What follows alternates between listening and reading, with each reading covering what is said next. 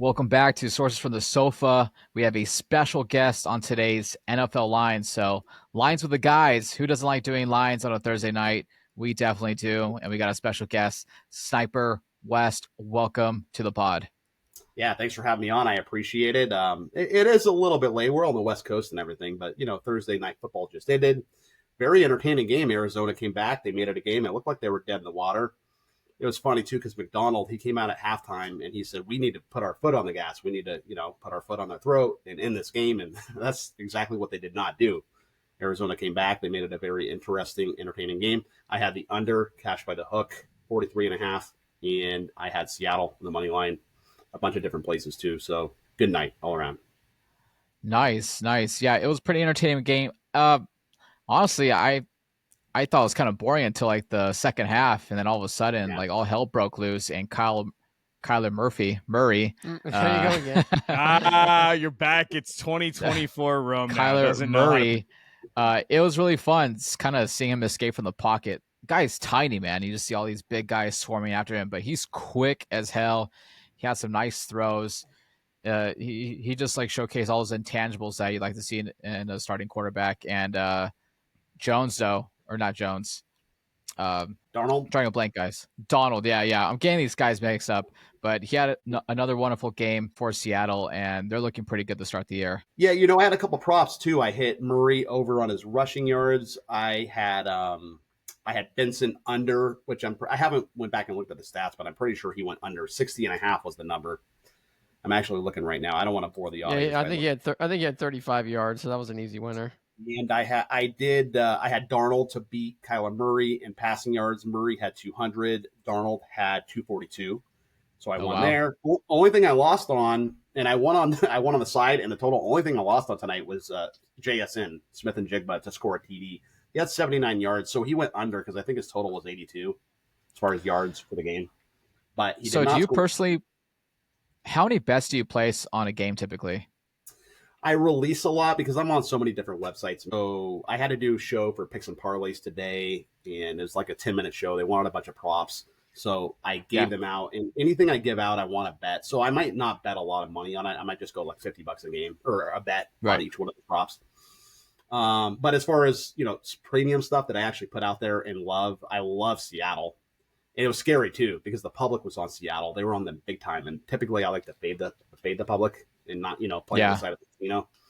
But I was on them on Tuesday, put a pretty significant wager on them, and that won. And then I'm in a syndicate group as well, so we all place bets together. We have a bankroll that a really rich guy that funds everything, and we keep 25% of the profits if we win. If we lose, we pay nothing, so it's no skin off our back. We won there, and so depending on, asking me how much I wager, just depending on that syndicate group and the stuff I put out, it's in the per game, I'd say at least like a couple grand. Nice. If you want to share with us, maybe we can direct some people to go follow you on some of your platforms. Do you want to promote anything that you're on right now? Yeah, Winnable is really the easiest way to find me. It's Winnable at the Sniper Picks. So the Sniper Picks. I'm Sniper West.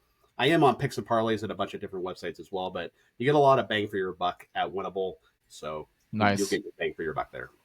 Nice. Guys, you guys have any feedback on the Thursday night game? My typical stance on Thursday night games are generally pretty boring, Rome. You mentioned in the first half. The biggest thing for me, less about the game, was the online discourse of Marvin Harrison Jr. Oh, man. X is going crazy. His slow start, obviously, last year was not what everyone expected because he was going to be the next big thing coming out of college. He was the lock, consensus best wide receiver in the draft a year and a half ago. Doesn't have a spectacular rookie season, really outshined by Neighbors and even some other pieces. Now you're looking at a couple, games into his second season. I was on Chicago, so we'll talk about the Bears obviously a ton on the Sniper West because that's all I talk about. But my guy Roma Dunze, last weekend he's had terrific start to the year so far.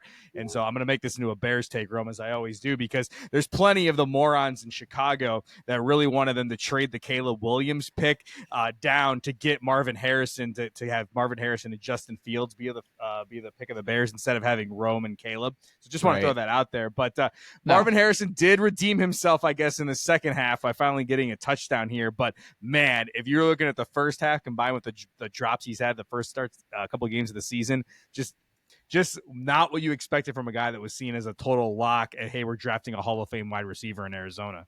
They just don't look like they're on the same page. Well, they got it together late there in the third quarter. Fourth quarter, he made some nice catches. That was a nice touchdown throw there, corner route over Weatherspoon. And then he made a big catch there to get it down, and they got the tie before Seattle ended up winning that game. But, Arizona, kind of pretty consistent with what they've been all year. Not much on offense, good defense, and, got hot there towards the fourth quarter, made it a game. But that kick there, not landing in the landing zone, basically pinning the ball at the 40-yard line. Essentially, all you need is about 25 yards. They hit that on the first play, ran it, got where the kicker was comfortable kicking it, center field there, and boom, knocked it down. So Seattle, good win. I like Seattle in that game too. I like the under too. Got a little scary there, and looked like it was going to easily go on the under. But as Sniper West said, the hook came through. So take that under 43.5 to the bank. You mentioned the landing zone, Aaron. We haven't talked about a ton about kicking, I think, on any of our podcasts, and we've had a ton of rule changes in the kickoff rule. I think this is a perfect, place where the landing zone comes into play. Your guys' thoughts on, like, as we've adjusted kicking and the really kind of hands them over to the game and almost puts them a first down away from field position for some of these kickers in the league, putting it at the 40-yard line. Aaron, Rome, Sniper West, like, what do you guys think just on that and what it's done for strategy around the game? Yeah, what's funny? Well, first of all, I like to call it the landing strip. Don't ask me why. I just move. Number one. Number two, it's funny, man. You would think that I would keep up just because I put a lot of money on these games and stuff. You'd think I would keep up with the rule changes over the offseason. I didn't even know about this until week one, until it actually started happening. I'm like, oh, really? They have to kick it between there? So, and I'm sure a lot of other people didn't know that either, but it's obviously having a lot of effect on a lot of different games, hence tonight, right? And you get it at the 40. That's a big deal, man. And they only had, 28 seconds? And you have a timeout. That's all the time in the world these days. Plus, these kickers are kicking it from, 65? And that's on the reg now, too. So that's crazy. It's a big deal, getting it, these kickers, they need to figure out where to kick the ball. Yeah, you got that landing zone rule that you mentioned, Jason. If you don't get it, inside the 20, it has to go between the end zone and the 20. And if you do kick a touchback, it goes to the 35, no longer the 30. So they did it. That's why they're, whatever returns are up, 70% this year, because quote unquote teams are trying to do the more what they call dirty kicks, almost like a knuckleball coming off where it hits at the 10, kind of bounces to the 5, gives your coverage team a chance to get there and make the tackle inside the 30-yard line. So that was the whole point. They wanted to make some more entertaining, get more kick returns. Obviously it's working. And they did a stat, I don't know off the top of my head, but teams that get the ball at the 35, 40-yard line on average score just below about 50% of the time, at least a field goal. I think that's what the numbers were. So that's why they're trying to get you to kick it, a little deeper, get it inside that landing zone. So it definitely has an effect on the game. And kickers, another rule change that I didn't even know really till the start of the season was the kickball. Before the game, kickers could only use the kickball basically before the game kicked off to kind of shape it the way they can. Now they get all off season. They can shape the ball the way they want. That's why you're seeing the ball basically already kind of primed, ready for these kickers, and they're knocking 60, 65 yarders with regular ease now. It's just, that's the way the game's going. Yeah, I asked the question because I had a conversation with some friends of mine around it, in this game specifically, what are thoughts of it. But I like it adds a ton more strategy to what you're doing in the kicking game, because especially the value of kickers you've seen. I was at a game last week with Chicago and Dallas where, Aubrey's in field goal range as soon as he steps out in the field, no matter where it's at. But at the same time, you got a guy like Moody with a leg in San Francisco, but has no accuracy. Now you need this person to be able to kick field goals, but also has a type of accuracy on the kickoff that could really, swing the game in another direction. So really puts 3 phases of the football into play. So I think it's an interesting rule that really adds a ton more strategy to the special team side. Interesting.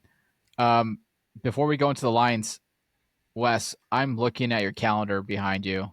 and I could have sworn it says Stocky 3, It's not just, Rocky it's 3. actually, yeah, it's stocky. I can't see it here, but maybe you can see it. But yeah, it's first of all, it's the Dan Patrick Show. So I listen to it's Fritzy from the Dan Patrick Show. So they do a calendar every year, and he's doing his Rocky pose, and they call it Stocky instead of Rocky. I love that. Yeah, it's I'm a big cool. fan of the DP show. Yeah. DP is great, but the thing that caught my eye was the sports almanac behind there. So Yeah. Wes obviously went back in time to get all those sports predictions between 1985 and 2015. Well, here's what I will say. Yeah, I think it actually cuts off at 2000. That was in the movie. Okay. That was the deal. So it was 1955 to 2000. So if I would have been betting, in 2000 or 1999, maybe I would have made money. But I started after that, unfortunately. Awesome. Well, let's get to it then. Let's do some lines for week 4 in the NFL. First game. It's our first international game, I believe, of the year in Dublin, Ireland. We have the Vikings against the Steelers. Vikings favored by 2.5. Wes, go ahead and do the honors. Sure. Yeah, no, so I love the Vikings here. I'm going to lay the 2.5. Are we at 2.5? Because I know your lines might be different than mine. We're just going to go with the Circa Sports, but it could be different for you. Or updated on different sports. I capped all these a couple days ago, so if my line's different, let me know. But I'm probably still going to like the play. But I like the Vikings minus 2.5 is what I have here. So first of all, obviously in Ireland, I get that. So a lot of Steelers fans and Vikings fans both travel, so it's hard to know who's really going to have home field advantage. This is a Steelers home game. But if you remember the Steelers, they did not play well that last week. They won the game, but the Patriots, they fumbled, I think it was either 2 or 3 times at the goal line. Drake May threw an interception at the goal line, and it ticked me off because I had the over in that game, and that was definitely going to go over. That game was for sure going to go over if they just scored 2 extra touchdowns, which they were right there at the 1-yard line 4 times, and they couldn't get in. So, first of all, Pittsburgh should have lost that game. Second of all, that game should have went over. In fact, Pittsburgh probably should have lost to the Jets too. So, Pittsburgh's a little overrated in my opinion. Aaron Rodgers threw for 140 yards in that game. Yeah. They got outgained. The Vikings were impressive, and Carson Wentz, I get it. I don't know. He's not the best quarterback in the world. Cincinnati's defense is not all that great, too, so it's not all that impressive. But the Vikings are better on both sides of the ball. They're better offensively, better defensively. They both have to travel. It's not just one team. Also, too, the Vikings, this is the first of 2 games overseas. They're across the pond for this game, and they stay in Europe. I don't know if it's in Ireland next week, but they play the Browns next week. I think that might be in London. Anyway, that one is in London. This one is in Dublin this week. So this is the first of 2 overseas games, but I think this is the one they will be focused. They might lose focus the next game, but this is the one they're going to hone in on. And yeah, give me the Vikings minus 2.5 here. I love the Vikings. All right, Aaron. 3. Vikings are one of my top plays on the board. Steelers have not looked great. They're not, can't really protect Rodgers. They're not running the ball very well. As Wes just mentioned, their passing numbers are not very good. And they should have lost last week. May throws an interception in the end zone. Stevenson fumbles right there at the goal line. 5 turnovers, and you only win by 7 points. Rodgers hit DK for a nice hook up there late in that second half to get the victory. But outside of Boswell, he's the best thing going right now for the Steelers. His defense has not looked like elite like it has in years past. They look kind of old, a little slow. I think they do get Joey Porter Jr. back. But don't forget, the Vikings are also getting Jordan Addison back from his 3-game suspension. I think that's going to help their offense out. Jordan Mason in the run game. Minnesota is really, really dynamic on defense. I think they'll be too much for Rodgers and the Steelers. I like the Vikings minus 2.5. Jason. Going to make it a clean sweep. Don't want to disrespect your Steelers here, Rome, but we know a Steelers game. It's usually tight. Was it 11-13 or something like that? Your guy Mike Tomlin likes to play football games at, but they're not stopping anybody right now. As much as you want to hate on the Minnesota Vikings and where they're at, Carson Wentz can get the job done. Aaron already mentioned Jordan Addison come back, and I think Mason. What we talked about in a little bit in the preseason predictions, that he was potentially going to unseat Jones as the starter, had a huge breakout game this last game. He had 2 touchdowns versus the Bengals, but the defense overall has been the story. They basically won the game versus the Bears. The Flores defense, that's Aaron's guy, Brian Flores. He's going to be, type it up. I don't know if Aaron Rodgers got enough in him. It all looked great that first week when he was moving around. It looked like we got Aaron Rodgers from 5 years ago, but I think that was just the entire offseason of rest, and it's not going to happen again right now. Yeah, I agree with all you guys said, but I'm sticking with my Steelers on this, so I'm not making a clean sweep. Steelers are due for a good game. They've already had, you're right. They barely inked out by the Jets, back-to-back iffy games. They probably should have lost to the Pats, but I don't know. There's like a gut feeling here. I think the Steelers, the defense, they're still kind of feeling each other out. Metcalf, Rodgers still developing that connection. They kind of got the run game in like parts and pieces in every game, but not a complete game yet. I feel like they're just kind of due. I think Ireland will be a nice place to do that. It's very scenic, very Roger-esque if you've ever been to Ireland. I don't know who's going to be drinking. I think the younger guys on the Vikings will be drinking more on this trip. So I'm taking the Steelers with the points and praying to God that I cover. You think the Steelers are just a bunch of big Guinness guys? They're just going to be going over there? Yeah. All right. Well, All right, next game. They probably try. When do they fly? Do they fly on Friday and land Saturday and play Sunday? I'm not. They're probably there already. Yeah. I think overseas games, they generally fly there, I think, right after their previous game. Feel acclimated? Okay. Yeah, maybe. Probably like a Tuesday at the latest. I would think they're already over there. So maybe what is it, about an 8-10 hour flight to Dublin? Yeah. About. Yeah. For Pittsburgh, it's a little bit closer because it's 10 hours to England from LAX. So I think it's a little bit closer. But you guys know my rules, though.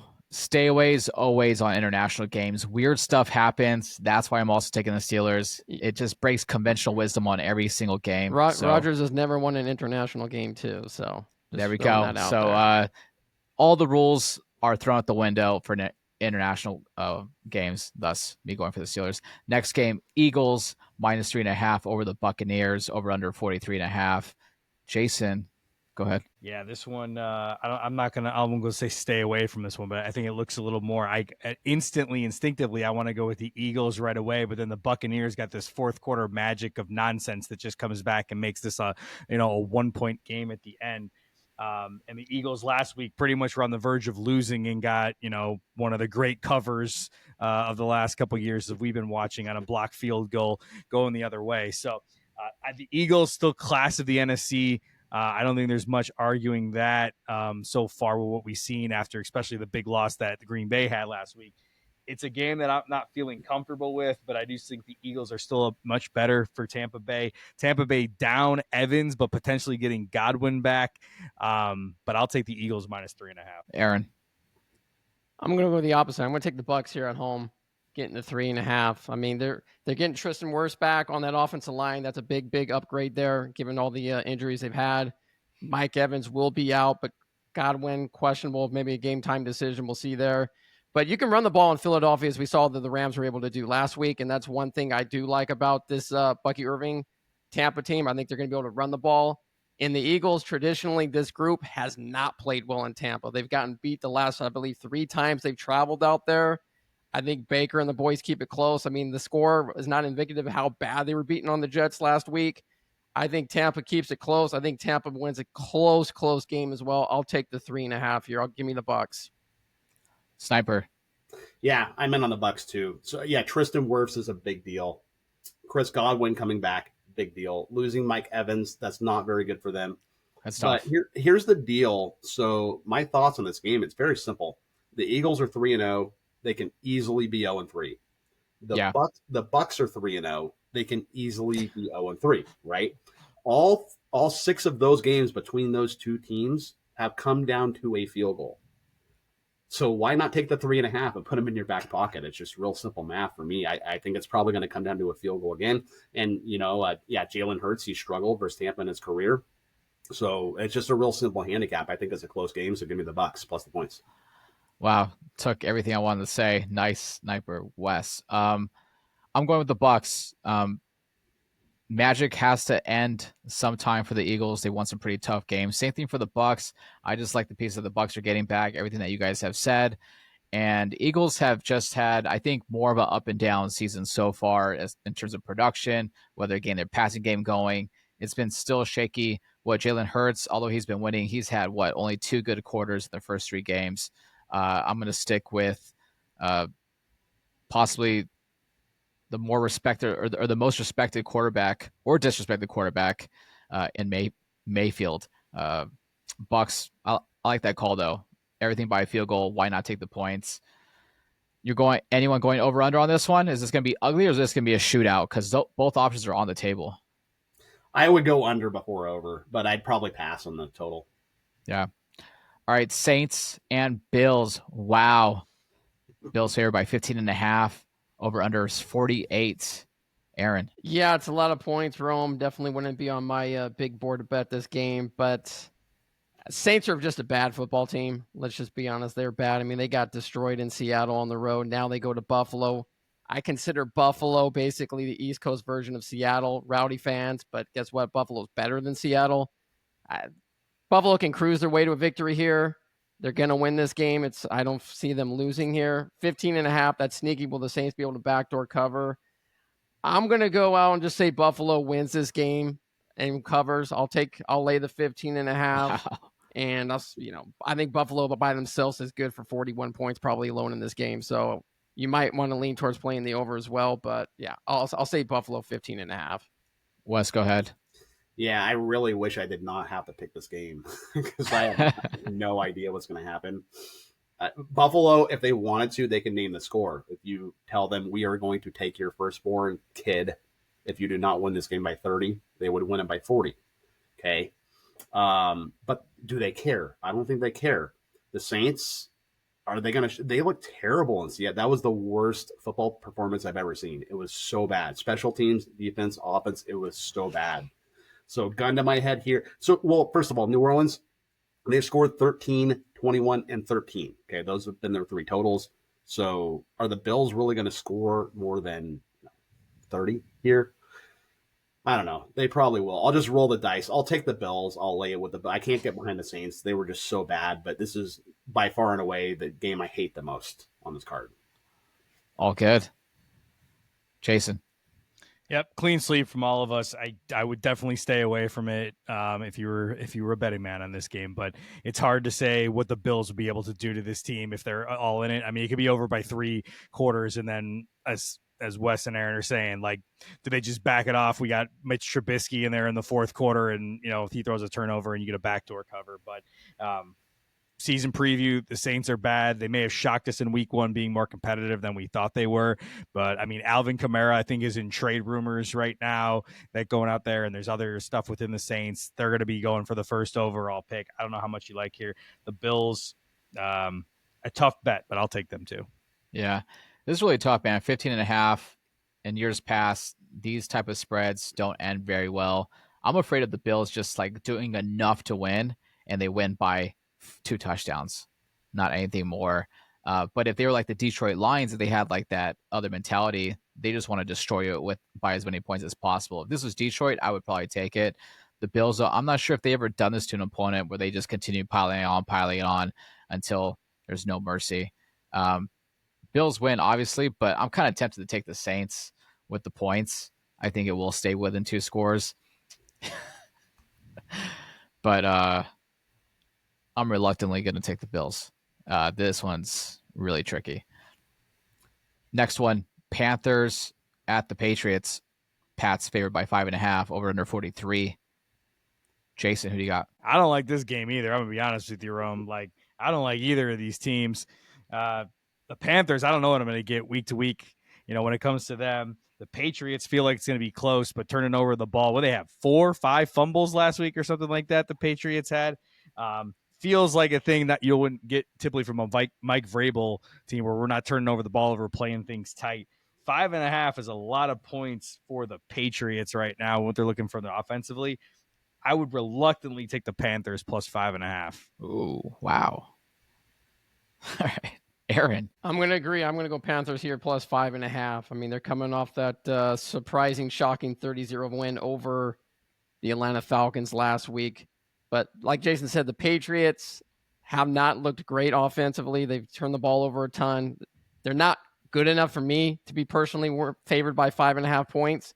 Carolina's not looked that bad. in the last really 6 quarters. The first 6 quarters, not so good, but they rallied in the second half against Arizona, made that a game, dominated Atlanta. I feel like this is a close game. I'll take the 5.5 points on the road and take Carolina. Wes.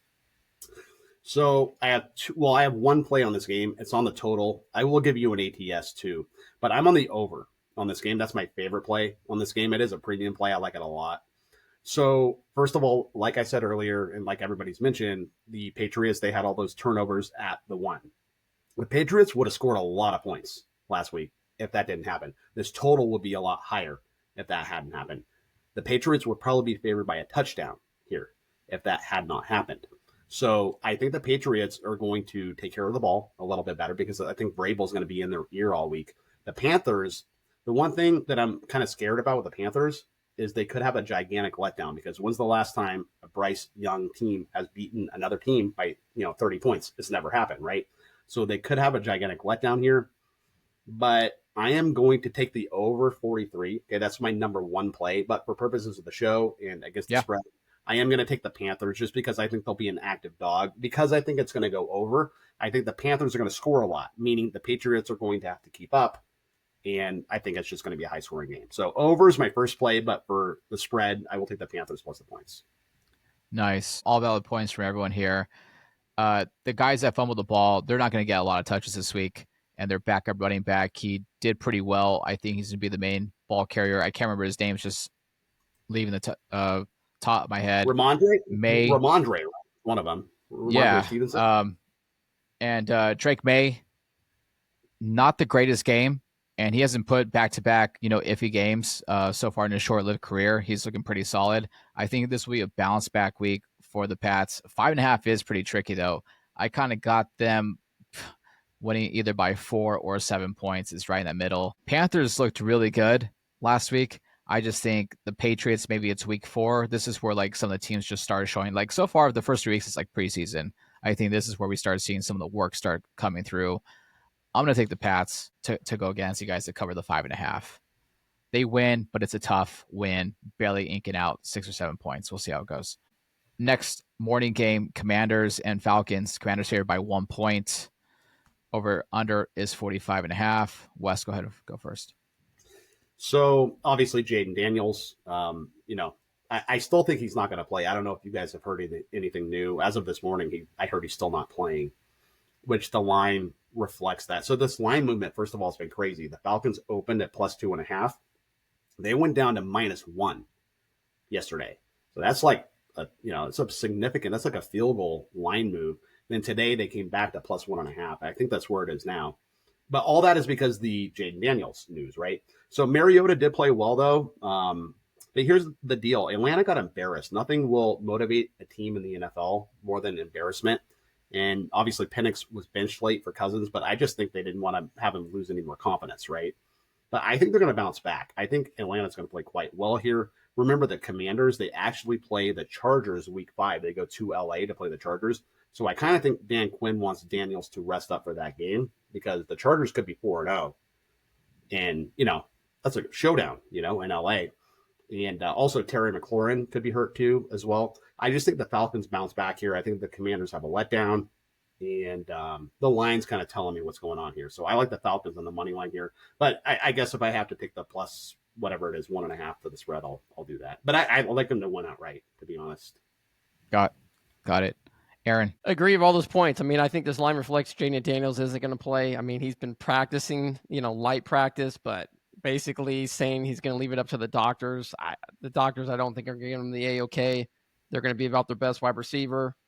And this defense hasn't been great. We saw that Thursday night game against, Green Bay. Green Bay had, 2 drives of 90-plus yards for touchdowns. And as Wes mentioned, Atlanta got embarrassed. They got shut out against Carolina. Carolina's not world beaters by any measures.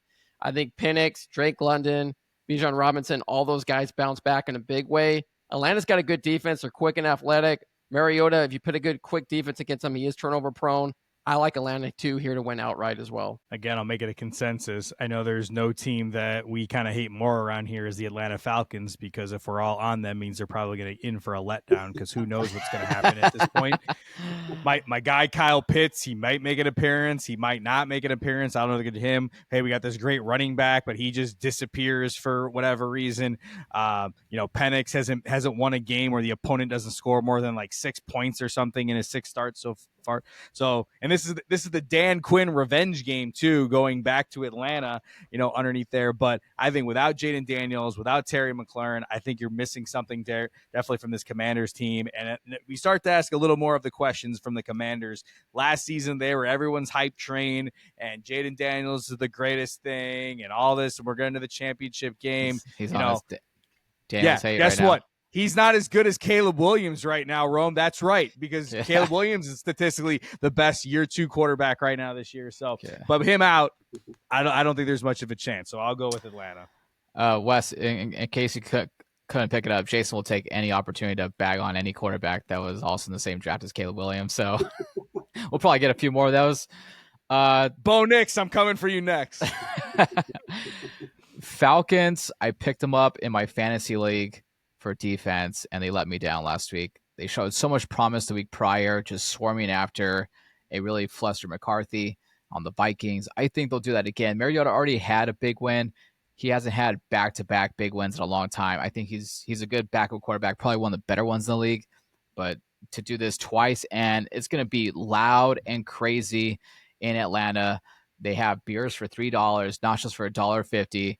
It's going to be a wild scene out there. Everyone's be rocking their Michael Vick jerseys, their Penix jerseys, and it's going to be a party. I think they're going to win big. It's going to be a bounce back week, as you guys have mentioned. I got the Falcons winning. What about Matt Ryan jerseys, Rome? You didn't mention him at all. Yeah, well, he blew a Super Bowl that he should have won. So I don't know.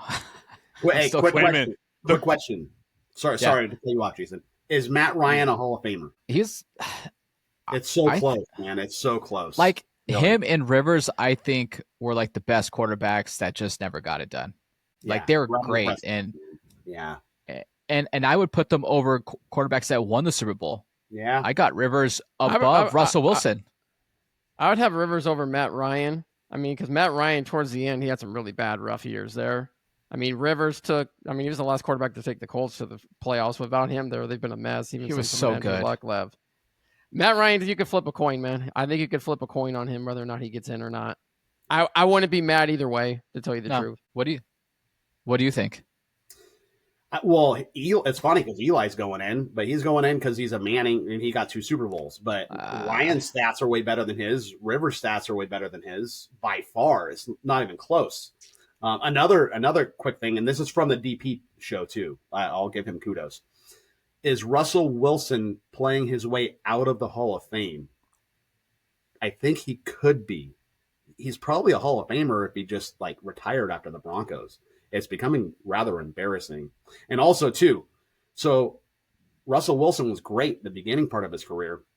Matt Stafford, he had great numbers in Detroit, but he didn't really get it done until the end of his career. So what if their careers were flipped? What if Matt Stafford had great success early and Russell Wilson had great success late? It's just these Hall of Fame arguments are so funny. Yeah, I did hear that. It depends on where you get drafted, I feel sorry for Jackson Dart. If he goes to, really good offensive coordinator, who knows? I mean, maybe he'll be good, but it's really like Mac Jones. I think Mac Jones could have been a really freaking good NFL quarterback if he went to the right system. He went to the wrong place at the wrong time. Well, it's looking good on the Niners as a backup. He might get another week this week. We'll see. Since Sniper West, since he heard that on the Dan Patrick show, I'm going to give the actual credit to the real person who had that take first, and that's Stu Gatz from the Dan Lebitard show. Okay, he said that three. They are good friends, so that could have happened. They are, but he said that 3 years ago when he was on the Broncos that he was playing himself out of the Hall of Fame at that point. Dan stole it then. Well, Dan stole it from there, but then Tony Gonzalez stole that take tonight on the Amazon Prime broadcast because he's out there too. So everyone's stealing the same recycle take, but that's just how bad Russell Wilson is playing right now. Yeah. I never liked Russell Wilson. That's why I named my dog Westbrook instead of Russell. I just couldn't look at him the same way. And I've always liked Stafford. I liked him on Detroit. I was probably one of the few people that were watching them when they were winning and losing. going 500 and just wondering how come they couldn't do more. Let's do next game. Browns at the Lions. Lions here by 9.5, over under 44.5. Jaeson, you go first. It's tough. If you'd asked me a week ago, man, I would have said the Lions in a heartbeat. The Browns, man, you're giving a lot of look on that, Rome. I don't know. The Browns are just a weird team, man. I mean, there's a lot of these teams out there, like how we crown the Packers after 2 weeks of just out there, and then they come out and the Browns able to go there. I still think Dan Campbell's trying to prove something with this team right now too. So it's a lot of points, but I'll take the Lions I'll take the Lions minus 9.5. Wow. Aaron. Yeah, I mean, I'm gonna agree. I'm gonna go with the Lions minus 9.5 here. I mean, the Browns, let's be honest, they were down 10-0. Should have lost realistically 10-0 in that game. They didn't score for 56 minutes against Green Bay at home. The week before they got beat 41-17 by Baltimore. So, I mean, if they're going against another good offense here that can score Detroit, that means they're going to be dropping back, throwing the ball. Aiden Hutchinson's going to be getting after the quarterback. They just had 7 sacks on Lamar Jackson. Yeah. So, I mean, the Browns haven't done anything offensively. They only scored 16 points against a bad Bengals defense. So, what do they got? 16, 17, and 13 points in the first 3 games. I think the Lions could easily get to 30. And even a 30-20, they got to cover here. So I'll take the Lions. I mean, the strength of the Cleveland Browns defense is the strength of the offensive line for the Lions as well. They'll be able to protect Goff. They can run the ball well. And the defense, I think, gets a few turnovers, maybe strip sacks here, and it gets the cover. So I'll take the Lions minus 9.5. Nice. Wes. So my favorite play here, actually, I kind of don't like this game, to be honest. It's probably a stay away for me, but I'll give you my thoughts here. My first thought is the under. And by the way, the total's 44. I just looked at Bet Online. But so do the Lions have a letdown after that Ravens win? Very emotional win, right? But this Browns defense, they're probably the best defense in the NFL. They only give up 205 yards per game. And I know, well, the Packers actually, they have a pretty good offense. And they play the Ravens too, who have a good offense. And they're still only giving up 205 yards per game. So that's pretty impressive. So if this total's 44, okay, which it is right now, that's like, let's say it's 30-14. That's what odds makers kind of think, right? Lions 30, Browns 14. So that's 44 points, right? Do the Lions really put up 30?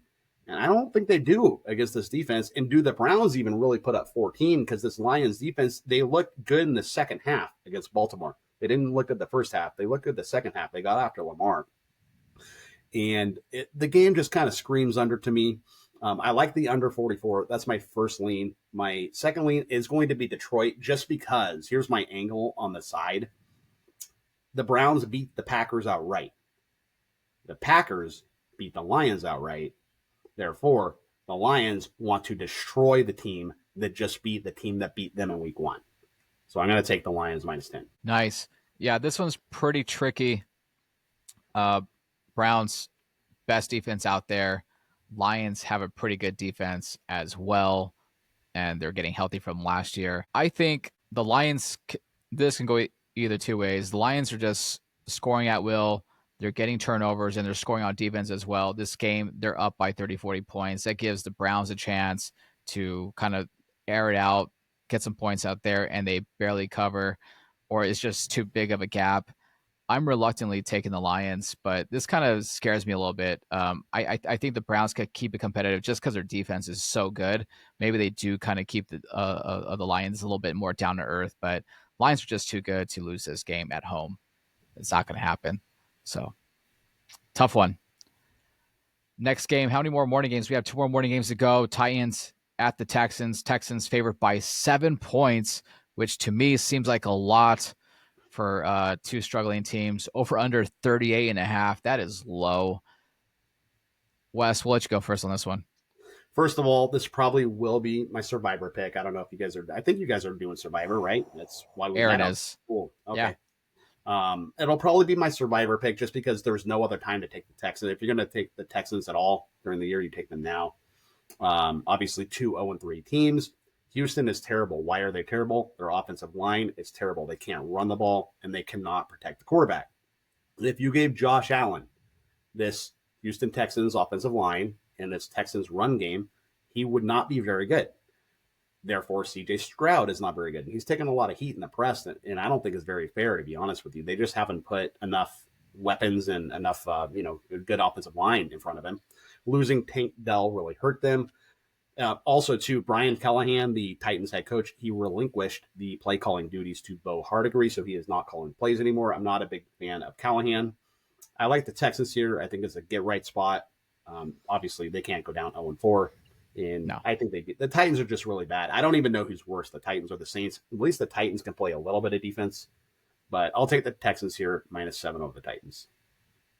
To answer that question, I think the Saints at least have the better coaching staff. So could be. Yeah. Jaeson. Yeah, another one of those games. Don't think of the Titans at this point. I think Cam Ward is going to need a lot of help around him. But Wes really hit on the head with the Texans' offensive line and what's the support that that Stroud's going to be able to get. They play just a ton of just close games. 7 points is a lot of points for me to a team that can't protect the quarterback. I'm going to take the Titans +7. Wow.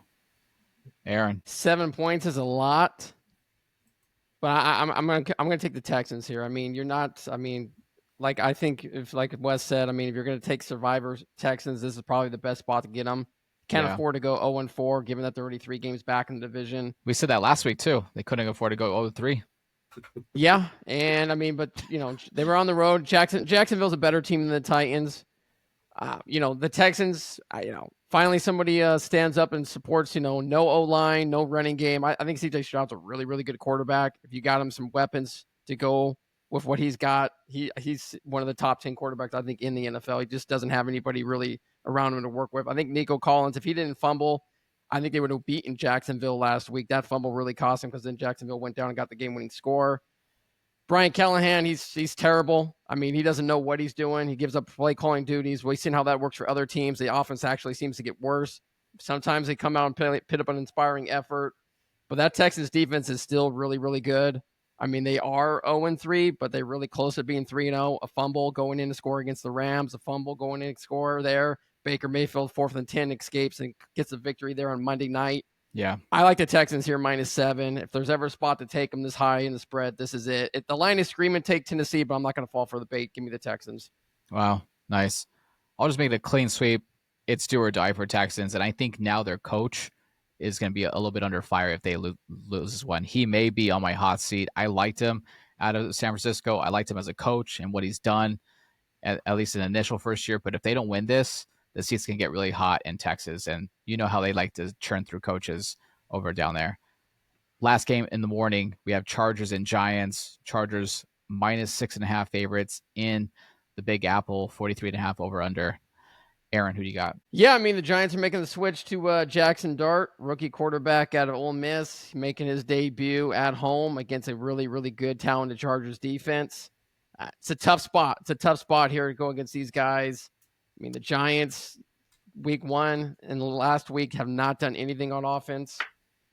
Now you're going out here against a good team. I mean, traditionally, teams traveling from the West Coast to the East Coast, morning games have not fared well. That's just been an NFL trend for the past couple decades. But rookie quarterbacks don't trend well either, and you're going against a defense that can cause turnovers. They're going to play a lot of zones, a lot of matchup schemes. They're going to try to confuse the quarterback, and the Chargers have a good run defense, so they're going to eliminate that side of the ball. And if the Chargers offensive line, which is a little bit banged up, can protect Herbert, the Giants secondary is really bad. I mean, no name wide receivers from Kansas City were making big plays. I like the Chargers here to win, and I'll take them -6.5 to cover as well. Wow. Wes. It's a terrible. I'm not mad at taking the Chargers. So first of all, my favorite play is the over in this game. I'm not mad at taking the Chargers against the spread, though. But I'm actually going to take the Giants against the spread. I think it's 6.5 still. But my favorite play, first of all, let me argue for the over, okay? So it's 43.5. I think there's going to be a lot of points here. I think Jackson Dart actually plays well. I think Dable dials up a pretty good game plan here. He's been studying the playbook. He's been on the sidelines waiting for his chance. And I think he actually does well here, which is why I think the Giants can actually cover this game. It's the spot for the Chargers is so bad. They've been to Brazil and back. They've been on the road. Yes, they did beat Denver, but that was an emotional win. Now they have to go across country and play. And then they have to go back home and play the Commanders, which is a huge game too. So they're in a look ahead. They're on a letdown. It's just kind of a spot. It's a flat spot. And I know Jim Harbaugh. I love Jim Harbaugh. Great head coach. Maybe he doesn't let his team let down. But if any team in their position, if they did not have a strong head coach, they'd probably have a big letdown here. Therefore, I'm going to take the Giants and the points here.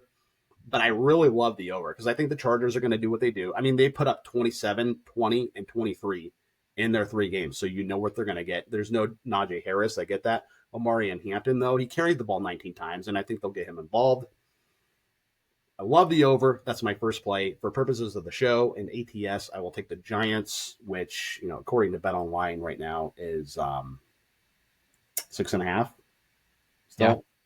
Yep. I'll take the Giants plus 6.5. It's an ugly play. And I understand taking the Chargers. I actually kind of want to take the Chargers, but it's such a bad spot for them. I got to take the Giants. I agree with everything Wes is saying. Yeah. I mean, look, this game is. I think Dart could play well, but I'm going back. Like I said, the Chargers defensively really good, and I think the X factor for me is Harbaugh isn't going to let these guys sleep on their morale. I think the Chargers want to be one of those teams that takes that next step. That next step is just blowing out the Giants. Now, I don't think they're going to blow them out, but I think they'll be focused. I think they'll be up for this game. And Herbert right now is playing it on another level, and this offense is playing well. This defense is really good. But you can get some shots over the top against these Chargers. Bo Nix missed some chances there. Neighbors and Dart. I think Dable can throw up a good game.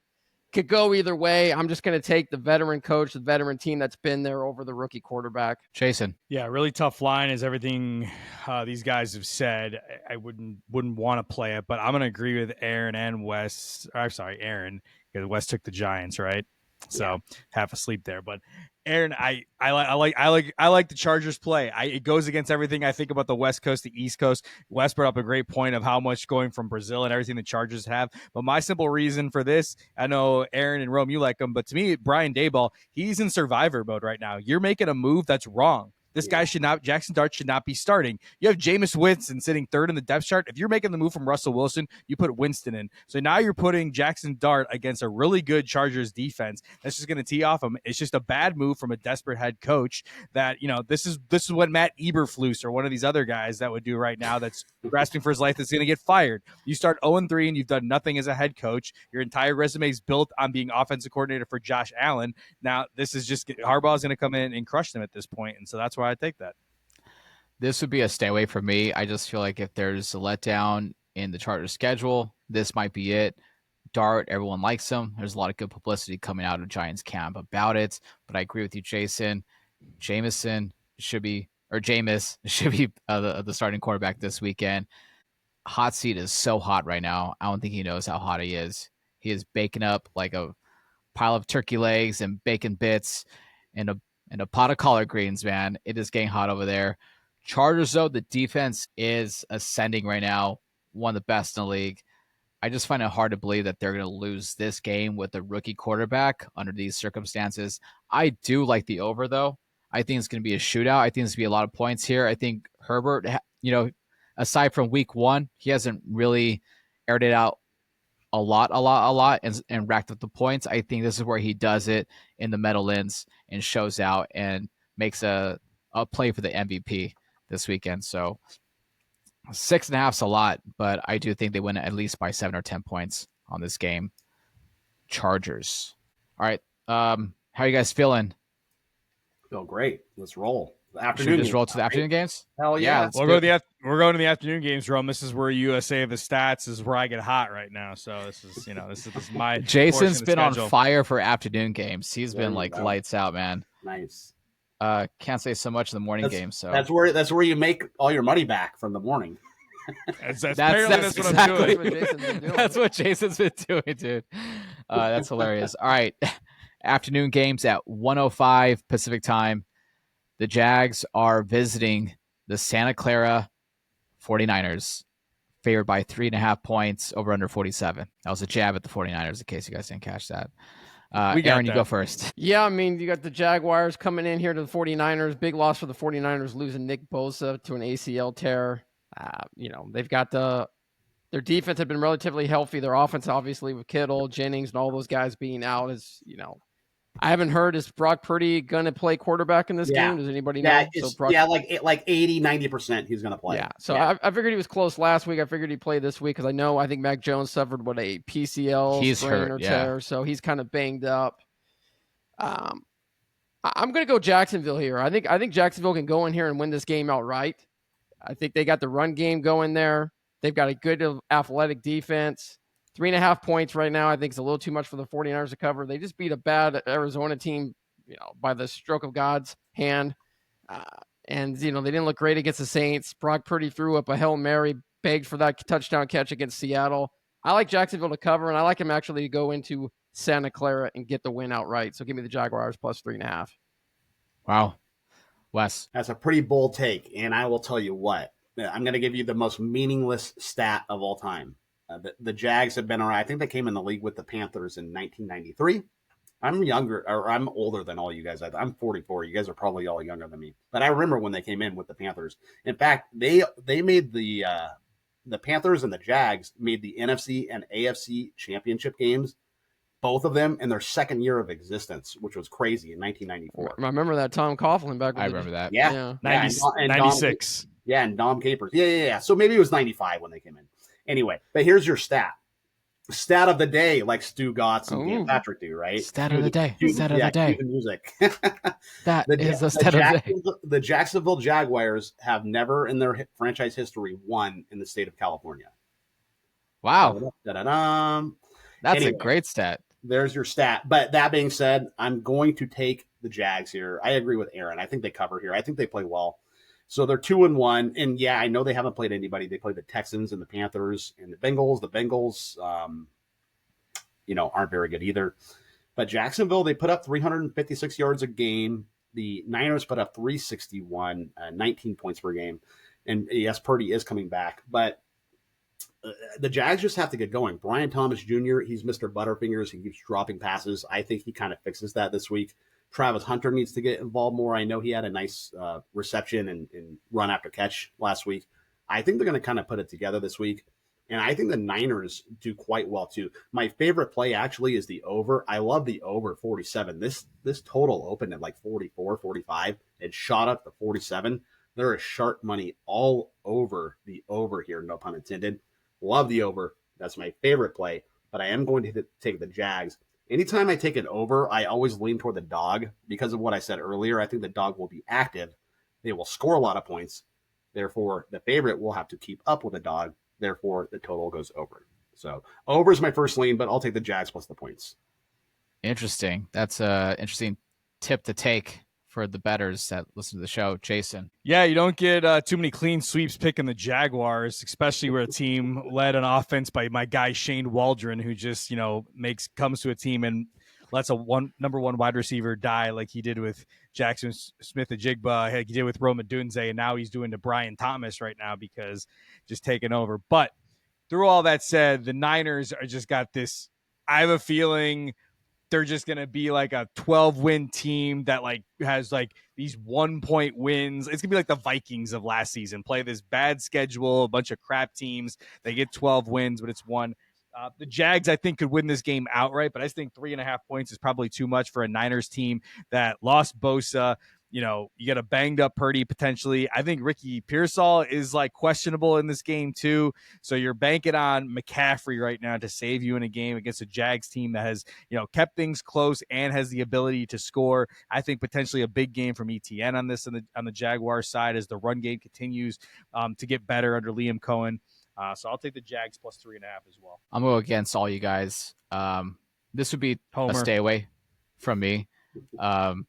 I have not liked how the 49ers have looked in any game so far.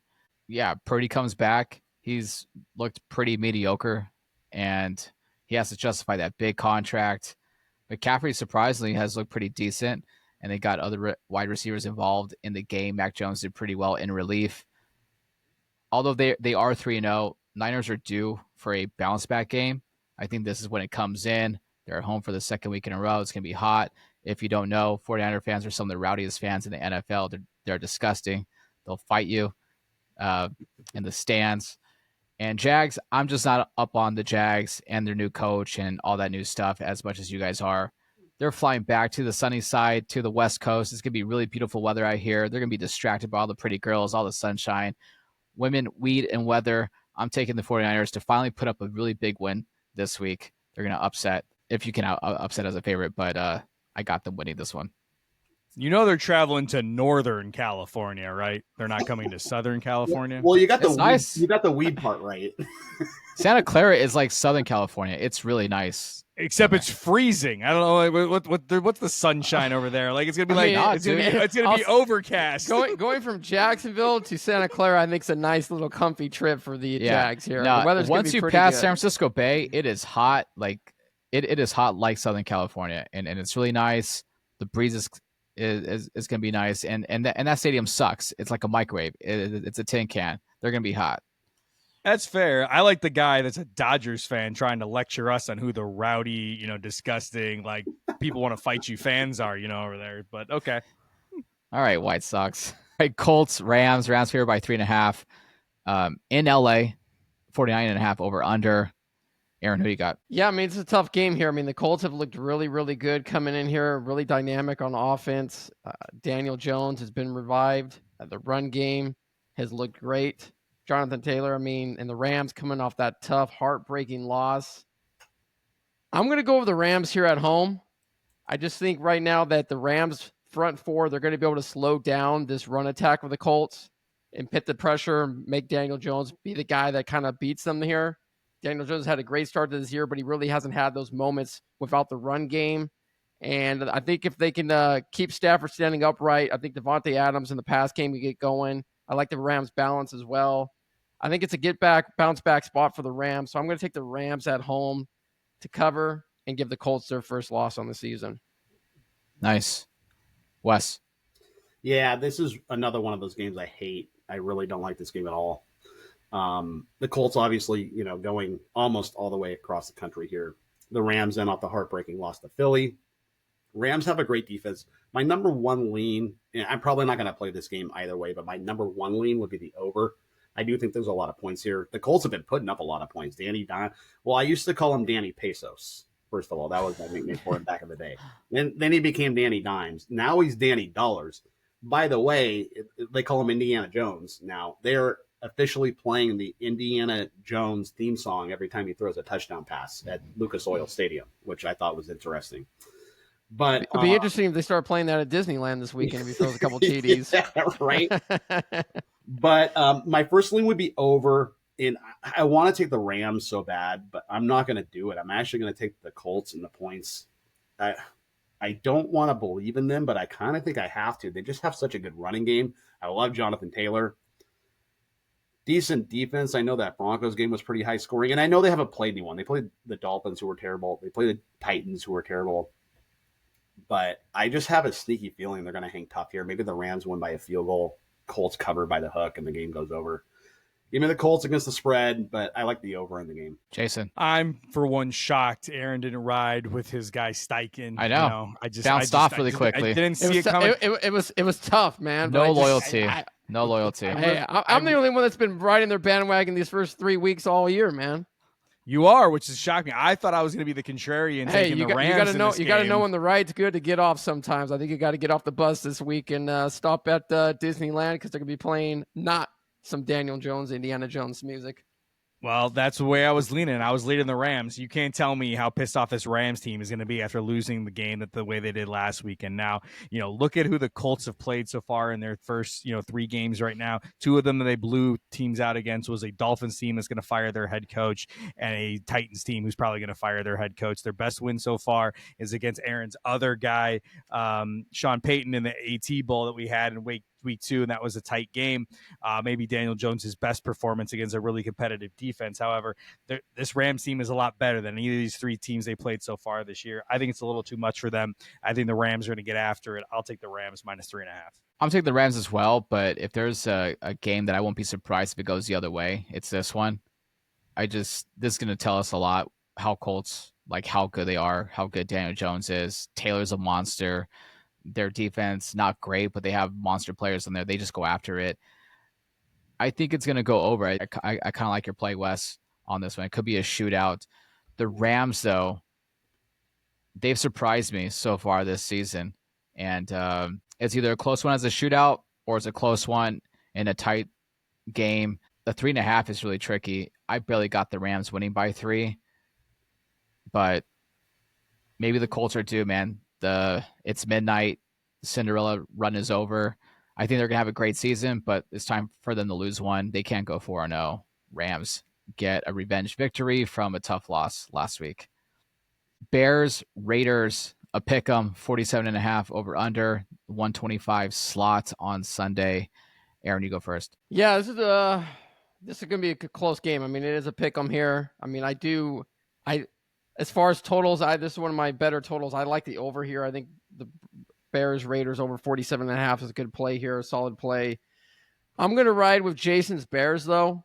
I think coming in got a little mojo, a little momentum coming off that nice win there against the Cowboys. I think Ben Johnson, Caleb Williams kind of ride that wave in here.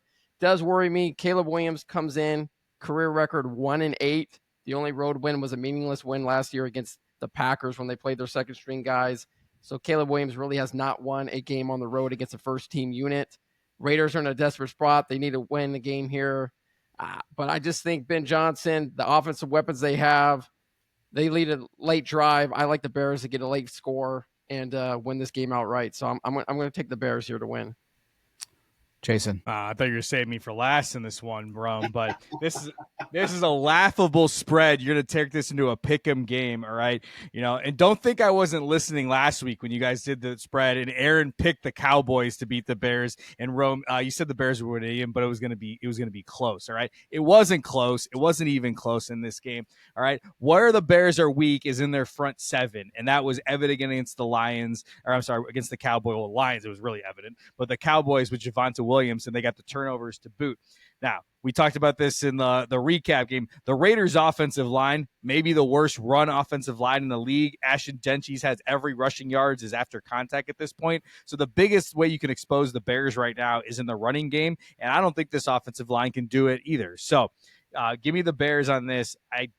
I'm not going to say they're going to blow them out by any means because I think the Bears' defense has got a lot of questions in the secondary too, but I think they found the rhythm of what they need to do. I don't think the Raiders defense is overly great, but the biggest liability that the Bears have is a defensive line, and the Raiders can't counter that in this game. So and the Raiders defense overall too, what are they, like 24th ranked in the NFL too? So this is prime where the Bears can take advantage of it. So give me the Bears. Sniper West. Yeah, I got to roll with Jason here, man. I like the Bears too. Actually, first of all, I love Aaron's lean on the over. I love the over in this game as well. The Bears actually, typically they don't travel well, but I do think they're going to do well offensively here in this game. The Raiders just aren't that good, man. I don't know. I've been watching every single Raiders game, and Geno Smith just looks awful. He does not look that good.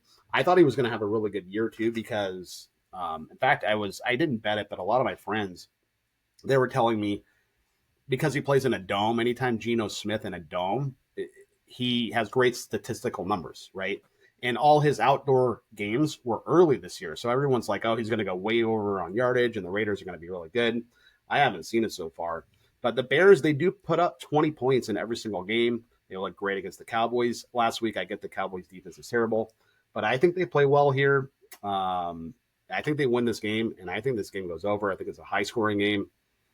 But yeah, give me the Bears. I think that they get another win. Nice. I think this is like one of the few clean sweeps. I'm going to go with the Bears again, back-to-back wins. It is in Las Vegas. Raiders need this badly, though.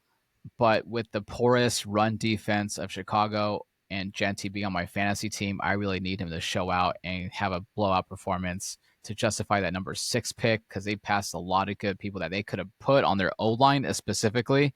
So Genty, I think like the stat is out of his 146 yards so far, 145 is after contact. This guy's getting hit in the backfield 5 yards deep. It's amazing that he still muddles in the 60, 65 yards he gets per game. Geno Smith, statistically, he looks good when you look at his stats for the year. We were actually talking about a lot last week, Wes, where I think Geno might be done just like Russell Wilson. These guys have countered, saying he's got a little more left in the tank. He did show up again in the fourth quarter. This will be a shootout. I'm pretty positive of that. the over. It's going to be way over. This is going to be like a 32-35 game. Just no defense. Actually, I don't even know how the Raiders even score that much, but I'm just going to put it out there. Hopefully, it's an entertaining game. I will be watching this, but I got the Bears in this. Raiders have no reason to win any close games like this. They're just not good enough. Ravens, Chiefs. Ravens favored by 2.5, visiting the Kansas City Chiefs over under 48.5. Wes, we'll let you go first. So it's pretty crazy. The loser of this game is 1-3, and who would have thought the Ravens Chiefs would be 1-3, right? So pretty surprising. If you remember last year, though, so the Ravens and the Chiefs, I think it was the Thursday night opener, and the Ravens lost to the Chiefs. That they called it toegate. Remember the guys? Yeah, I remember that. Likely a toe out. Yes. So they lost that game, and then what happened? They went home and lost to the Raiders at home as like 12-point favorite. So my point in saying that is the Ravens are used to digging out of a hole. The Chiefs are not. The Chiefs had to fight for the playoff life. They had to beat the Giants just to go 1-2, right? So you have two teams that are not doing very well, but the Chiefs are just not used to being in this position. Patrick Mahomes is the leading rusher on the Kansas City Chiefs right now. That does not bode well for them at all. I like the Ravens here, man. And it's kind of tough after what I saw last week and Derrick Henry fumbling and Lamar getting sacked over and over. They have offensive line issues, and it's tough to go against Kansas City, and it's tough to take Baltimore too. It's a really tough game. But I got to lean Baltimore right here, man. The Chiefs just look like they are not the same Chiefs of old. So, yeah, give me Baltimore -2.5. Jason. Yeah, when Aaron first sent the spread in this game, like, I thought it was a trick because to me, I feel Baltimore can score at will, and as long as Derrick Henry doesn't put the ball on the ground in a clean, moment in the fourth quarter, this team's probably close to 3-0 potentially at a certain point right now. And so they're scored at they score like 41, 40, and 38 so far this year, something like that. Offensively, the Chiefs just struggle just to get anything going offensively. And as good as their defense has been in the past couple of years to keep its games close, even at 2.5, I feel like the Ravens just have the ability to score in multiple different dimensions, and that the Chiefs, you just don't see it right now of what Mahomes could do, running for his life and just trying to keep the game close. I feel like the Ravens are an easy winner, -2.5 on this one. Nice. Aaron. Looks like I'm going to be the lone wolf on this one. I'm going to take the Chiefs here at home. I mean, how many times are you going to get Patrick Mahomes as a home underdog? They're coming off a win. They did not look good in that game, but in the second half, I thought they looked good offensively. They kind of figured out some things. He's got a connection now with Thornton. And, you guys mentioned it. Baltimore's offensive line isn't very good, but the key thing here for me is Baltimore's missing two of their better defensive linemen up front. Detroit ran for over 200 yards against them. For the first time in 4 years, they didn't get a sack on Jared Goff. As Wes mentioned, Mahomes leads the Chiefs in rushing. That means he's getting out of the pocket. He's running. Xavier Worthy's supposed to be back in this game. You got Brown. You got Thornton. I like the Chiefs to win outright here as a home dog. So give me KC. I think that defense can keep it close, and Mahomes' late magic gets it done. Nice. Yeah, it's tough to go against the Chiefs, especially when they're already facing some dire situations here. But I just don't see the Ravens dipping that far low. I still think they're one of the better teams in the league, and they desperately need a bounce back game. I think Derrick Henry tucks his elbow in, protects that ball a little bit more, and he gets 150 yards plus 2 TDs in this game. It will be, I'm going to go on the under on this one. That would be my lean on that, just because it's in KC and ugly games exist in KC. They're all ugly. Ravens, I got them to win by a field goal, but it should be a dogfight because 1-3, nobody wants to be in that situation, and you're pretty much shit out of luck in both of those divisions, in those tough divisions. I think Baltimore can afford to lose this game, given that Joe Burrow's out for Cincinnati. The Steelers aren't very good in the Browns. For me, Baltimore has no worry losing this game. If the Chargers go to 4-0, KC cannot afford to go to 1-3 if they have any chance to win this division. So I do agree with that. I think fair. Baltimore. I mean, the game could go either way, but I think Baltimore losing it would only still be a game behind in the division. And I still think they come back and win that one if they stay healthy the way they are. That's fair. Fair, valid points. Next game, we have Aaron's Green Bay Packers against the Dallas Cowboys. 6.5 point favorites, 47.5 over under. This is the Sunday night game, America's game of the week. Aaron, you go first. Yeah, I mean, you got Micah coming back to Dallas after getting just that surprise trade that basically happened a few weeks before the season started. It might have even happened when we were down there at Circa that weekend, something around that time. But I mean, look at the Packers. We mentioned it before. Some teams looking ahead of some teams and games. Coming off that nice Thursday night blowout win against Washington. Kind of the talk in the locker room was, maybe we can go undefeated. Maybe we can run the table. Did not look good offensively. This is still an elite defense. No CeeDee Lamb playing. Dallas has some offensive line issues. And if you want to get right, you play this Cowboys defense because, they made Russell Wilson look like a Hall of Famer like we were discussing about earlier in the show. It was great. Caleb Williams looked great. The only guy that really didn't have to do much against them was Jalen Hurts, and they still won that game. That's what Philly does. They win ugly football games. I think the Packers defense is really, really good. Offensively, they're going to bounce back here, so I'm going to take the Packers minus 6.5 to beat Dallas by at least 10 points. I like them to win by double digits here. Nice. By the way, while Caleb was taking random strays from Aaron, Jason's eyes blinked like 20 times right after that. Wes, who you got? So my number one bet of the week is I already got a bunch of money down on the over. I'm probably going to hit it again at 47.5. I love the over in this game. I think there's at least 50 some odd points in this game between both teams. And a lot of that is because I think the Packers are going to score a ton of points. I think it's like a 35-21, 35-24 Packers win. Obviously, and it's funny because Dallas is 1-2 to the under on the season. You'd think with that defense, really, they're 1-2 to the under. They actually are. Their defense gives up 400 yards a game and 30 points a game. They would be 0-3 if it weren't for that miracle finish against the Giants. But no CeeDee Lamb. That's the only concern I have for the over is no CeeDee Lamb. But I still think Dallas is going to put up points here. That Packers defense is very good. I think Dallas does get theirs. But the Packers are ticked, man. Coming off that Cleveland loss, they're going to come in here.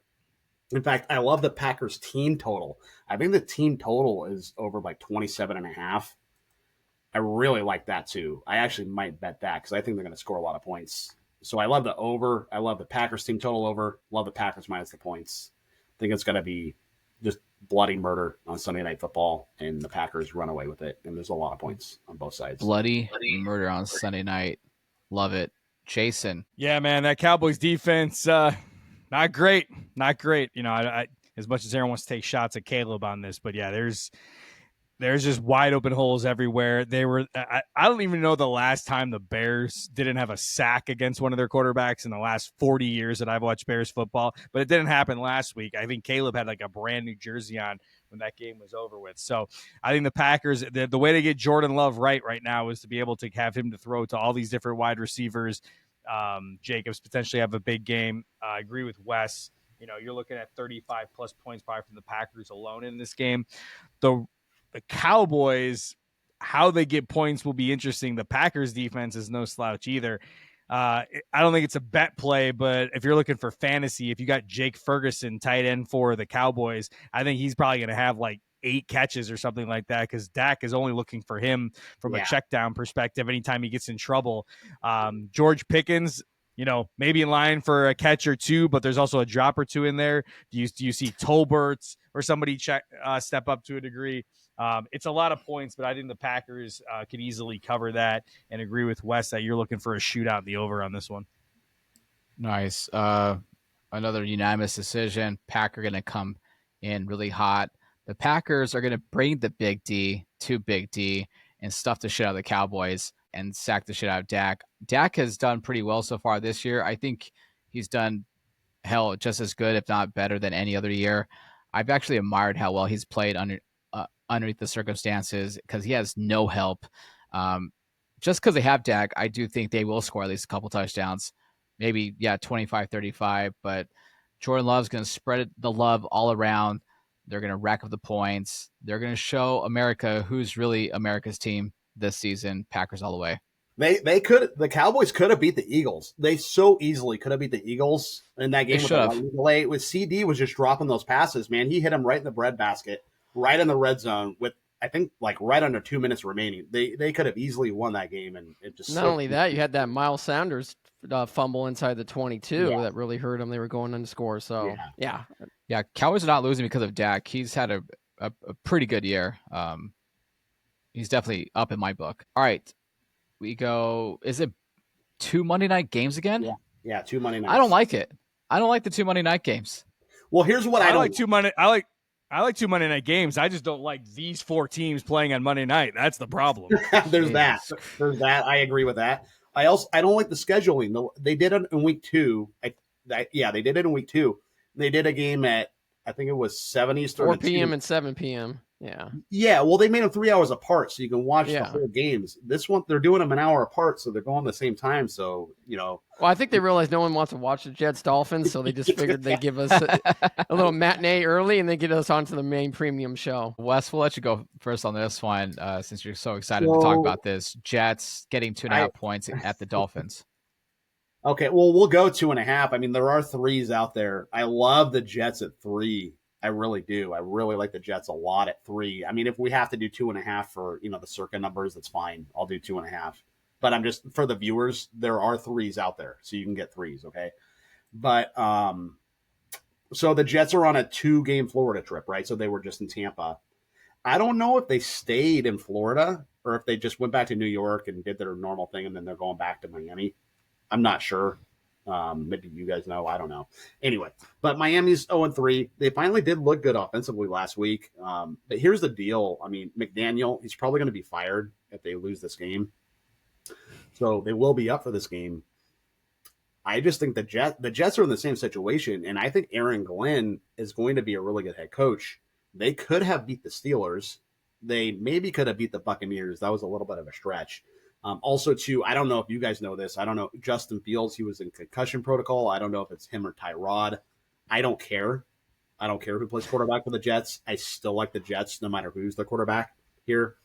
I just kind of think the Dolphins are broken and they're looking for answers. And I think the Jets hang tough. I love them at 3. I'll take them at 2.5 for our contest here. But one more thing I wanted to say with McDaniel, and you guys probably agree with this. There are coaches that are not. There are head coaches in the NFL that should not be head coaches. They should be coordinators, a.k.a. Mike McDaniel, a.k.a. Eberflus. Eberflus shouldn't even be a defensive coordinator. He shouldn't be even. He should be a position coach. But Ahmed Salah, right? The Niners defensive coordinator, great defensive coordinator. He's not head coach material. Vic Fangio, great defensive coordinator, not head coach material. Vance Joseph for the Broncos. There's all these guys that are great coordinators, and they get promoted to the head coach role, and they don't do well. They just don't have it in their DNA. And McDaniel is one of those dudes. He's just not a leader of men. Like Dan Campbell is a leader of men. That guy will get your juices flowing. He will talk to you, and he will get you pumped up, and you will run through a wall for him. But he's not an X's and O's guy. If you try to recite a play to him or talk about it, all he knows is Applebee's. He doesn't know. Give me 3-piece Applebee's, fucking 80,000 combinations. There you go. There's head coaches and there's coordinators, and teams need to learn who they are. That's my beef for tonight. Oh, that's awesome. Jets +3. McDaniel maybe gets fired if they lose this one. Aaron. Yeah, I mean, if he does lose this one, he's going to get fired. So, I mean, it comes down to, do the Dolphins want him fired, or are they going to come out like they did against Buffalo and play inspired? They played really good against Buffalo. Yeah. I mean, I'm not high on the Jets. I mean, the Jets had 6 points going in the fourth quarter against Tampa Bay. I mean, the Dolphins defense isn't good at all. I mean, Josh Allen was basically just, on easy mode and scored 31 points against them last week. But, as Jason's pointed out, Miami in September, it's tough. They play tough at home. They usually play well. They could have easily beaten the Patriots if it wasn't for a late 2 interception and a kick return special teams by the Patriots. I'm going to go with the Dolphins here. They got to win a game, but agree, if they don't win, show the door to McDaniels. He's out. He'll be canned after this one. So I think Miami's still Tyreek Hill and these guys that get up. Tua is a good guy. I think he wants his coach to stay around. It's one of the few guys that's actually believed in him and got him playing at the level he is. Yeah. So I'll say the Dolphins. I mean, if you could get to the Jets at 3, I would take it. 2.5 here. I would take the Dolphins. I think it's probably a 3-point win. So I'll go Dolphins -2.5. Jason. Well, I am the big weather guy about Miami in September, as Aaron pointed out, but this is a night game, Aaron, and it's Monday night in Miami. It's still muggy, still humid out there, man. And Wes thinks Aaron Glenn could be a good head coach. Aaron, you don't think Aaron Glenn's going to be that good of a head coach, so you're on the opposite take of that. McDaniel, I had high hopes for him early on. I think he was bringing new, fresh life into the Dolphins when he came down there. The offense was like, he was trying to make the greatest show on turf all over again. They scored like 70 points against the Broncos or something, but we've seen the flashes since then. There's just been nothing there. And I think culturally that's going on within that organization, the vibes for the entire training camp and even opposing teams that they were going against in the preseason were saying this team's lost, and the Tyreek situation and everything else going on there, just too many distractions. If you're going to have this game potentially going to be raining, if the forecast in Miami is correct, although it's always raining in Miami if you're going there, the Jets team can run the ball. They got two good running backs, and if Justin Fields is playing, he's going to run too. As much as I've liked Miami in certain spots of the year, I don't like them here. I'm going to take the Jets as well. This is a tough one. This would be a stay away for me, just because I don't know which way it's going to go. I'm not sure if Mike McDaniel gets fired after this one, but I do definitely think he gets fired in the next few weeks. Jets, I do like their head coach. Is Fields playing in this one? Do we know that for sure or not? I think Fields is probably going to play. How good do you think the Dolphins D is? It's not good. Not good. One of the worst secondaries probably in the league. They got Storm Doug, right? That's their number one corner. Yep. How good is the Jets D? Better. But they just lost was it Quincy Williams out for the season, right? Or an IR. He's out. And Sauce Gardner's been kind of banged up, so yeah. This is a pick 'em. I'll let you know too. I'll let you know too. So as of 12 hours ago, Fields is practicing, and if he clears concussion protocol, he will play. If he clears, man, this is a pick 'em if there ever was one. If there ever was one, more so than the Bears and Raiders. I don't like this game at all. This is ugly. I will probably miss this game on Monday night. I kind of have to think that this might be on the under as well, under the 45. I'm just going to go with the Jets, though. I don't know. I like their team better overall. Dolphins are a mess. Mike McDaniel, dude, this guy looks like he's been doing coke for 2 weeks straight. He's pale. He hasn't shaved in weeks. He looks really exhausted. If he doesn't go to one of Tyreek Hill's, baby mamas or a massage parlor to release some of that stress, I think he's just going to self-implode himself. Just because that, just a more composure on the Jets side. I think they've done okay in the games that they've been in. They haven't looked great, but I do think there's more upside on the Jets. I'm reluctantly taking the Jets. So are what we you're saying is he's doing lines on a Thursday night too? That's what you're saying. Yeah. So question. So 3 of us are taking the Jets, which I'm very surprised by that. Number 1. Number 2, are we taking them at 2.5 or 3? Because that's kind of a big deal. 2.5. Is that Aaron's if that's stuck on his circa? I'll take him at 2.5. I mean, I hate it. I'd rather get 3. Yeah, there are 3s out there, but if we have to do 2.5, I'll do it. All right. Final game Monday night: Bengals and Broncos. Broncos here by 7.5. That seems like a lot. 44.5 over under. Jaeson, you go first. I don't like this game at all. I think you could talk me into either way at 7.5 right now. I've been waiting for Aaron's guy, Sean Payton, to get Bo Nix into gear right here. I was expecting the most pro-ready quarterback of the 2024 draft and Sean Payton's guy and everything that's going to happen. He's going to take it to the next level in year 2. Who did Aaron call him for? He called him Drew Brees, the second coming. Drew Brees 2.0, man. Very accurate quarterback, man. All right, well, right now, that's not the case. I don't know what I'm seeing for Bo Nix so far. The Broncos should definitely win this game, so I'll pick them to win this game. But 7.5 is a lot of points. Now, the Bengals defense, obviously one of the worst in football, has been for pretty much the entire era. We just play Joe Burrow and two great wide receivers at all. But you heard all this talk going into last week of how Browning was going to be, and man, they weren't even close against a decent really good Vikings defense. I would do the Rome stay away on this, but I really think the Broncos got to start taking a leap right here. I'll take the Broncos -7.5. Wow. Wes. Well, Aaron has the Pete Rose jersey right behind him. So Yeah. I got to roll Cincinnati just because of that, right? That's really my only reasoning. I got no other reason. I'm just It's kidding. as good as reason as any, Wes. No, I do have reasoning. I actually do like the Bengals plus 7.5. So obviously they got embarrassed by the Vikings, and very similar to the Falcons. Nothing will motivate an NFL team more than embarrassment. Jake Browning looked terrible. Pick sixes, fumbles, not very good. I think he just maybe needs another week of practice with the ones, right? Denver's 1-2. They probably should be 2-1 if it weren't for that terrible special teams penalty against the Colts in week 2. I was very high on the Broncos coming into this year. I thought they could win this division. It's looking like the Chargers are going to win this division. And their defense is really disappointing, to be honest with you. I mean, they gave up a ton of points to the Colts. So they were supposed to be the number 1 defense in the NFL, and obviously Cleveland is now, but I think they're like middle of the pack. They're not even really that good defensively. You're giving me 7 in the hook. It's more of a feel thing here. I kind of almost want to take the Broncos, but they call it the never figure league. It's the NFL, because you never figure Cincinnati would go in and like almost win the game but lose by 3, right? It's just last game on the board. The public is hammering. They're all down. They're hammering the Broncos. Oh, the Broncos are going to blow them out. As Lee Corso used to say, not so fast, my friend, right? So give me 7.5 in the Bengals. It's ugly, but I like them to stay inside the number. I love that, the never figure out league. That's really great. That makes a lot. That definitely implied last year. Any given Sunday. Aaron, what are your thoughts, man? You look a little stressed out right now. No, I mean, both guys are on the Bengals. Was that right? Jaeson got split. Broncos. We're split. Okay, Yeah. so I got a feeling this is gonna be split across the board because I already know what side Rome's gonna take.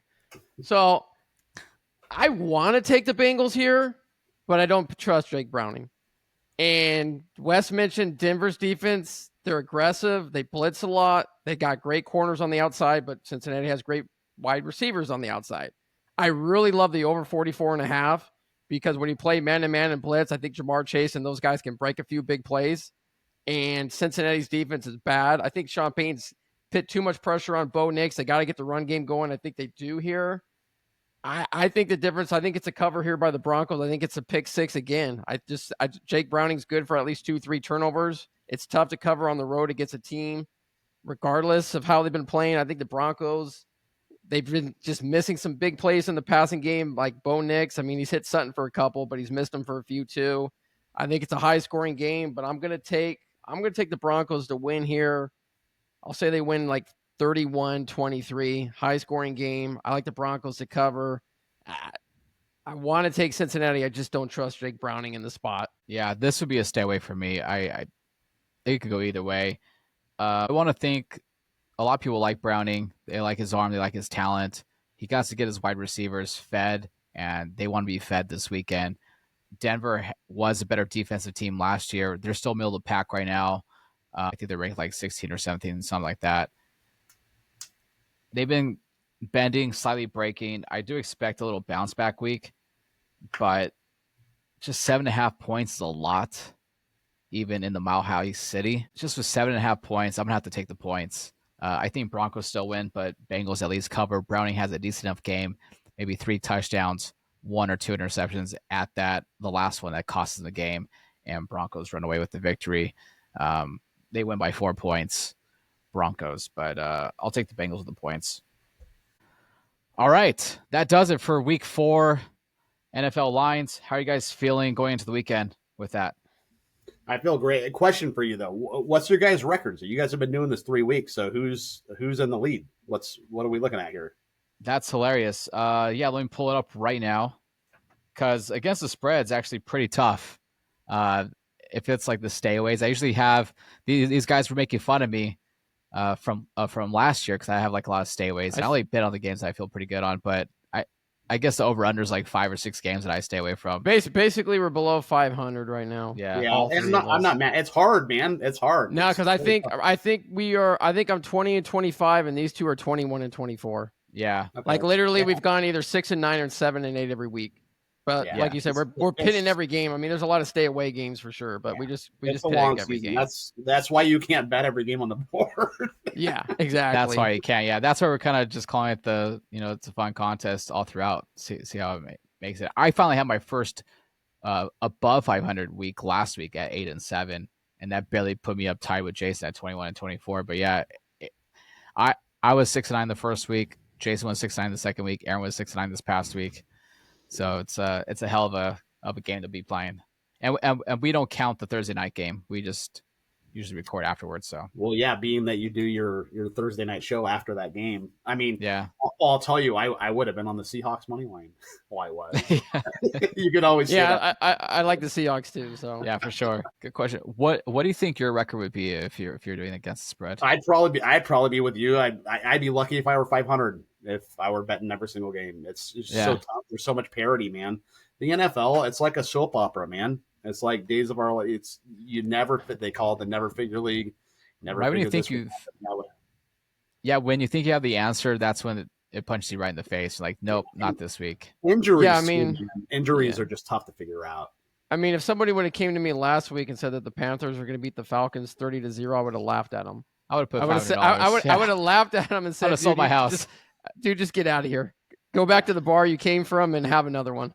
Yeah, and it happens. One of those things happen every week too that you never figure. Yeah, I think I know which. I got one or two games I have in mind that might happen. So we'll see how it goes. We want to thank you, Wes, for joining us. Let's give him a round of applause. Yeah, anytime, fellas. Yeah, it was a lot of fun. Actually, it's kind of cool too because I get to hear your takes, and it kind of helps me maybe with some angles and stuff with last minute stuff I want to bet. So it helps me out too. So I appreciate you having me on. Sweet, man. Yeah, we really appreciate it. We'll tag you. We'll try to get some clips out there as well. Yeah, send it to my. We'll put it out there. I'll put it on my Twitter. I have like 500 followers, so I'll get it out there for you. Nice, beautiful. All right, well, that'll do it. Source from the Sofa, Week 4 NFL lines in the books. Be sure to follow us on the socials. Look out for some clips on some YouTube. We'll be back with the recap Sunday night. Me and Jaeson. We are out.